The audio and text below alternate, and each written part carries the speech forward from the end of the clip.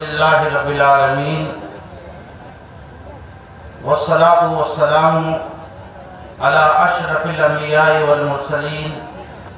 نبینا محمد وعلی آلہ وصحبہ اجمعین اما بعد فاعوذ باللہ من الشیطان الرجیم بسم اللہ الرحمن الرحیم ان اريد الا الاصلاح ما استطعت وما توفيقي الا بالله عليه توكلت واليه انيب۔ معزز علماء کرام، سامعین اعظام، اللہ تبارک و تعالی کا لاکھ لاکھ شکر ہے کہ اس نے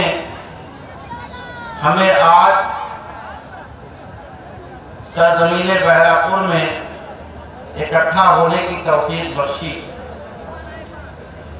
اللہ تبارک و تعالیٰ کا اس پر ہم جس قدر بھی شکر کریں کم۔ سب سے پہلے میں چاہتا ہوں کہ جو لوگ اس جلسے میں شریک ہوئے ہیں، چاہے وہ علماء کرام یا عوام، سب کا میں استقبال کرتا ہوں اور سب کو آج کی اس بد میں مرحبا کہتا ہوں اور سب کے لیے خوش آمدید کہتا ہوں۔ معزز حاضرین، اسلامی بھائی اور دوستوں، مدرسہ دارالحکمہ الاسلامیہ ایک دینی تعلیمی ادارہ ہے جو سن 2008 میں بڑی بے سر و سامانی کے عالم میں بڑی بے سر و سامانی کی حالت میں قائم کیا گیا۔ یہاں درختوں کے نیچے تعلیم ہوتی تھی، نہ کوئی عمارت تھی اور نہ کوئی بچوں کے بیٹھنے کی جگہ، لیکن الحمدللہ چند سالوں میں اللہ تبارک و تعالیٰ نے ترقی دی اور اللہ تبارک و تعالیٰ نے وسائل پیدا کیے، جس کی وجہ سے آپ دیکھ رہے ہیں کہ ایک اچھی خاصی عمارت آپ کے سامنے قائم ہے۔ اور الحمدللہ روز اول ہی سے نہ صرف عمارت پہ توجہ دی گئی ہے بلکہ تعلیم و تربیت پہ بھی توجہ دی جا رہی ہے اور الحمدللہ اس کا اچھا نتیجہ سامنے آ رہا ہے۔ اللہ تبارک و تعالیٰ کا بہت کرم اور فضل ہے، اللہ کا احسان ہے کہ اس نے ہمیں یہ توفیق بخشی ہے۔ مدرسے کے قیام کا مطلب اور مقصد یہی ہے کہ آج جو لادینی پھیلی ہوئی ہے اور لوگ دین بیدار ہو رہے ہیں تو ان کو دین سے جوڑا جائے، مذہب اسلام سے جوڑا جائے، اسلامی تعلیمات سے ان کا تعلق استوار کیا جائے، اس لیے اس مدرسے کا قیام ہوا ہے اور تمام ہی مدارس اسی مقصد کے تحت قائم کیے جاتے ہیں کہ لوگوں میں دینی بیداری قائم رہے اور اپنے دین کی معلومات لوگوں کو حاصل ہوتی رہے۔ ہم دیکھتے ہیں کہ بہت سارے ممالک جہاں پر مدارس کا یہ اہتمام نہیں ہوا یا دینی تعلیم پر اتنی توجہ نہیں ہوئی تو وہاں پر لادینیت پھیل گئی اور لوگ دین بیدار ہو گئے، لیکن الحمدللہ ہندوستان میں مدارس کی وجہ سے ابھی تک معاملہ بہتر ہے، اچھا ہے اور جو لوگ مدارس سے متنفر کی طرف انہوں نے توجہ نہیں کی یا انہوں نے دنیا داری کی طرف زیادہ توجہ دی اور دنیاوی مفاد اور مصالح حاصل کرنے کے لیے انہوں نے مدارس سے منہ پھیرا، تو آج ہم دیکھ رہے ہیں کہ ایسے لوگ دین اسلام سے جو اللہ تبارک و تعالیٰ کا پسندیدہ دین ہے، اللہ تبارک و تعالیٰ کا چنندہ دین ہے، اس دین سے منحرف ہو رہے ہیں، مرتد ہو رہے ہیں۔ اس میں مرد بھی ہیں اور خواتین بھی ہیں۔ یہ وہی دین کے دان لوگ ہیں جنہوں نے پہلے ہی اسلام کو خیر آباد کہہ دیا تھا اور انہوں نے اسلام کو، دین کو، مذہب کو ایک محدود دائرے میں کر دیا اور مذہب سے انہوں نے اپنے آپ کو بالکل لا تعلق کر لیا، جس کے نتیجے میں آج ایک ارتداد کی لہر اٹھی ہوئی ہے۔ اس لیے ضرورت ہے اس بات کی کہ مدارس اسلامیہ کو قائم کیا جائے اور ان کو مضبوط کیا جائے، ان کو پائیدار کیا جائے اور ان کی ہر طرح سے مدد کی جائے اور ان کو ہر طرح سے اٹھانے کی کوشش کی جائے۔ یہ تمام مسلمانوں کی ذمہ داری ہے۔ اگر اس ذمہ داری کو مسلمانوں نے پورا نہیں کیا اور مدارس اسلامیہ ایک ایک کر کے بکھرتے رہے، ٹوٹتے رہے، تو ایسی صورت میں اسلام نہیں رہ جائے گا۔ مسلمان ہوں گے، نام کے مسلمان ہوں گے، عبداللہ اور عبد الرحمن کہلائیں گے، لیکن وہ مندروں پر بھی ماتھا ٹیکیں گے اور جو ہے مزاروں پر بھی سجدہ کریں گے اور اس طریقے سے وہ ہر سوسائٹی اٹینڈ کریں گے، وہ نمسکار بھی کریں گے، نمستے بھی کریں گے اور جو ہے رام رام بھی کریں گے، سب کچھ کریں گے اگر یہ مدارس نہ رہے۔ اس لیے مدارس کی حفاظت مسلمانوں کی ذمہ داری ہے اور علماء کرام ہی وہ ہیں جو بڑھ بڑھ کر مدارس کی ذمہ داری کو اٹھائے ہوئے ہیں۔ عوام تو جو ہے مدارس سے جو ہے زیادہ تعلق نہیں رکھتی، زیادہ سے زیادہ وہ لوگ چندہ دے دیتے ہیں، چندہ دینے کے بعد جو ہے بالکل بڑی ذمہ ہو جاتے ہیں۔ نہیں، یہ عوام کی بھی ذمہ داری ہے کہ مدارس کو ہر طرح سے مضبوط کریں، اپنے جو ہے رائے سے، اپنے مشوروں سے، اپنے مالی تعاون سے ہر طرح سے مدارس کا تعاون کریں اور مدارس کو اوپر اٹھانے کی کوشش کریں، ترقی دینے کی کوشش کریں، اس لیے کہ ہمارے بقا کا سوال ہے، ہماری جو ہے زندگی کا سوال ہے، جینے اور مرنے کا سوال ہے۔ اگر اسلام نہیں رہا، اگر ہمارا مذہب نہیں رہا، اگر ہمارا دین نہیں رہا، تو پھر ہم کس کام کے رہ جائیں گے؟ ہم کس کام کے رہ جائیں گے؟ دنیا بھی ہماری جائے گی اور ہمیں آخرت بھی نہیں ملے گی۔ اس لیے ضرورت ہے اس بات کی کہ ہم مدارس کی تعمیر و ترقی میں بھرپور حصہ لیں۔ جس طریقے سے علماء کرام مدارس کی خدمت کرتے ہیں، اسی طریقے سے عوام کو بھی مدارس کی خدمت کے لیے سامنے آنے کی ضرورت ہے اور جن علاقوں میں مدارس نہیں ہیں، مکاتب نہیں ہیں، ان علاقوں میں مدارس اور مکاتب قائم کرنے کی ضرورت ہے۔ تو میرے بھائیو دوستو، آج کی اس کانفرنس سے، آج کی جلسے سے میں پیغام دینا چاہتا ہوں کہ مدارس کی حفاظت کرو، مدارس کی ترقی دو۔ یہ ہماری بقا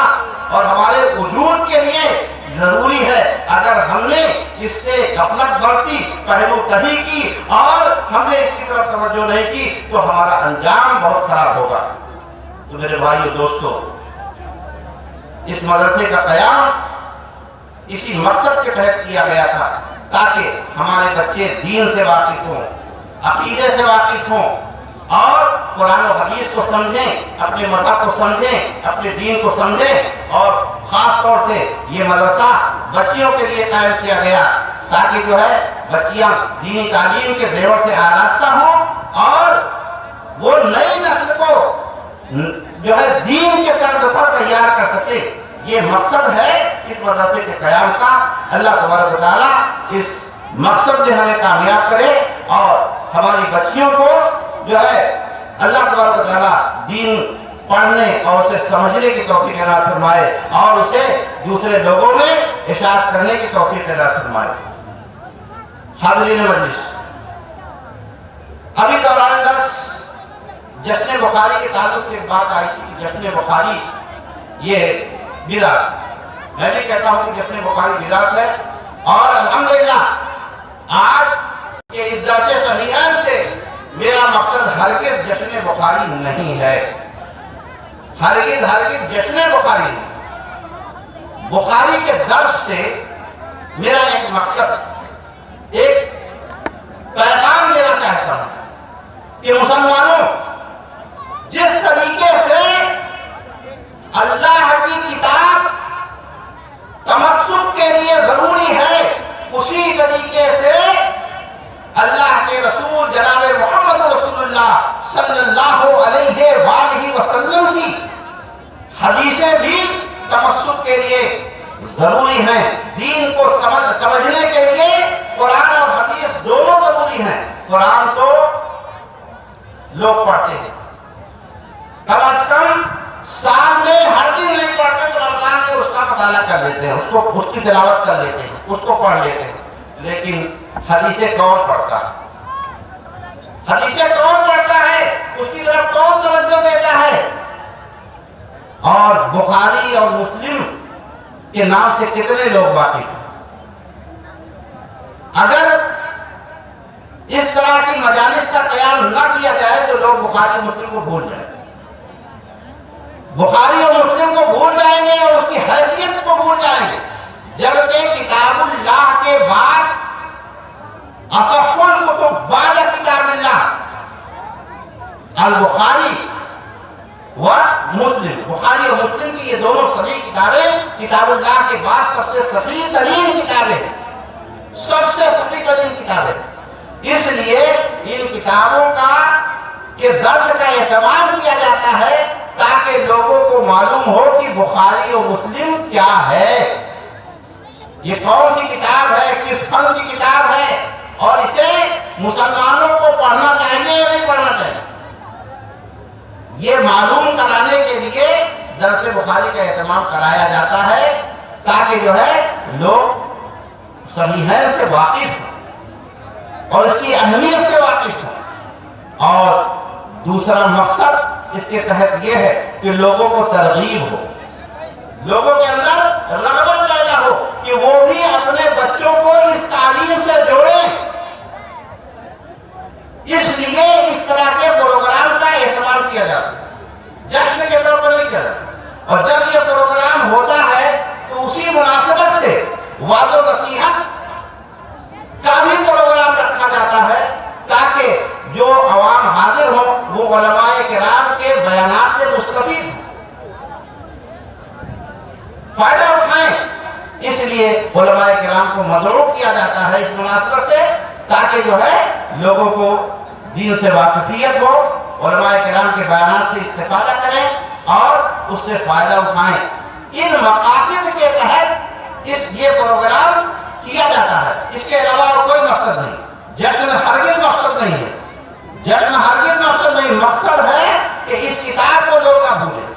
یہ دونوں کتابیں کتاب اللہ کے بعد صحیح ترین کتابیں ہیں، تو لوگ ان دونوں کتابوں سے غافل نہ ہو جائیں، ان کو بھول نہ جائیں اور اپنے بچوں کو ان کتابوں کو پڑھانے کی ان کے اندر رغبت پیدا ہو، اس لیے یہ پروگرام کیا جاتا ہے۔ بات لمبی ہو جا رہی ہے تو کہنے کا مطلب یہ ہے کہ آج جو ہے دین سے جڑنے کی ضرورت ہے، دین سے جڑنے کی ضرورت ہے۔ آج بہت سارے لوگ ارتداد کا شکار ہو رہے ہیں، جیسا کہ ایک بیان میں آپ کو جو ہے اسی موضوع پر جو ہے خطاب ہوگا، فتنہ ارتداد اسباب و علاج۔ تو ارتداد سے کیسے بچ سکتے ہیں؟ ارتداد سے، مرتد ہونے سے کیسے بچ سکتے ہیں؟ آج لوگ دین اسلام کو چھوڑ کر دوسرا دین اور دوسرا دھرم اپنا رہے ہیں۔ کیوں اپنا رہے ہیں؟ اس لیے کہ ان کو صحیح اسلامی عقیدے کا پتہ نہیں ہے، اسلامی طور و طریقہ کا پتہ نہیں ہے، اسلامی عبادات بھی وہ اچھی طریقے سے نہیں جانتے ہیں، اسلامی معاملات بھی نہیں جانتے ہیں، اسلام کی خوبیاں ان کو معلوم نہیں ہیں، اس لیے وہ دین سے مرتد ہو رہے ہیں، اسلام کو چھوڑ کر جا رہے ہیں جو اللہ تعالیٰ کا پسندیدہ دین ہے۔ ومن يبتغي غير الاسلام دینا فلن يقبل منه وهو في الاخرة من الخاسرین، اور ان الدین عند اللہ الاسلام، اور وہ دین جس کو اللہ تبارک و تعالیٰ نے پیارے نبی جناب محمد رسول اللہ صلی اللہ علیہ وسلم پر مکمل طور سے نازل کیا ہے، اور اللہ تبارک و تعالیٰ نے اعلان کر دیا اليوم اکملت لکم دینکم واتممت علیکم نعمتی ورضیت لکم الاسلام دینا،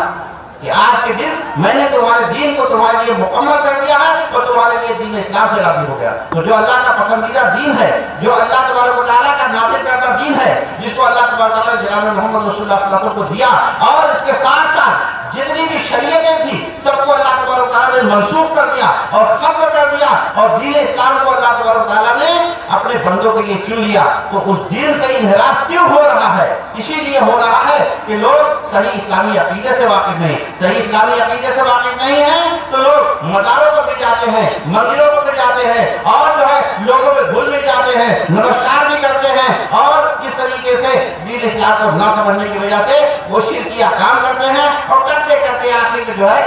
وہ بالکل دین اسلام چھوڑ کر چلے جاتے ہیں۔ تو اس لیے